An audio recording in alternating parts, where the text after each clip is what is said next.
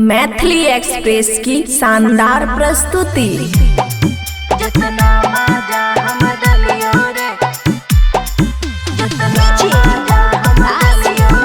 खुशी recording studio बलुआहा। हेरे कन्या लग केतना सुत भी सुन, हेरे कन्या लग केतना सुत भी याद हमरे लेकिन आई तोरे।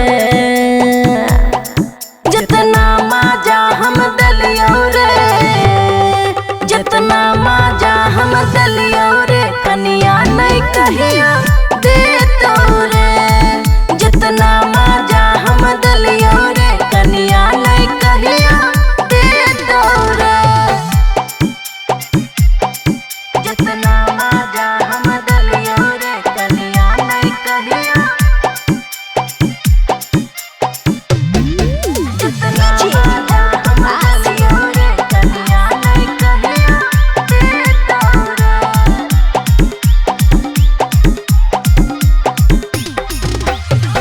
जब जब बोलही छोरा मिले चली लियो, रख डाल रही सबे शौक पूरे लियो रे।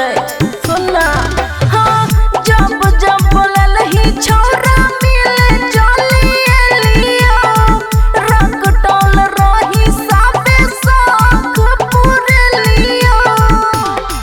हेर चढ़ल जवानी हमर तोरे पर लुट जैत रे। जितना माजा हम दलियो रे, कन्या नहीं कहिया दे दो रे। जितना माजा हम दलियो रे, कन्या नहीं कहिया दे दो रे।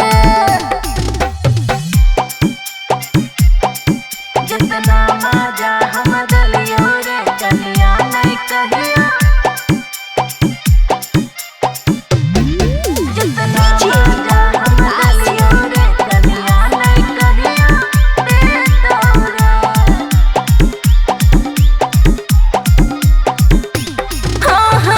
जिंदगी के लागल रहो तोरे परवास रे, बाबुआ राहुल तोरे खुशी के विश्वास रे।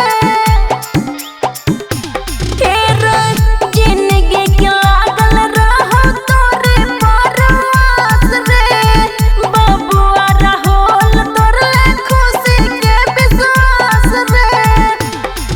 और प्यार के दिया जलते रहते, कहियो नहीं बूतई तेरे। जितना माजा हम दलियो रे, कन्या नहीं कहिया दे दो रे। जितना माजा हम दलियो रे, कन्या नहीं कहिया दे दो रे। खुशी रिकॉर्डिंग स्टूडियो बलुआहा।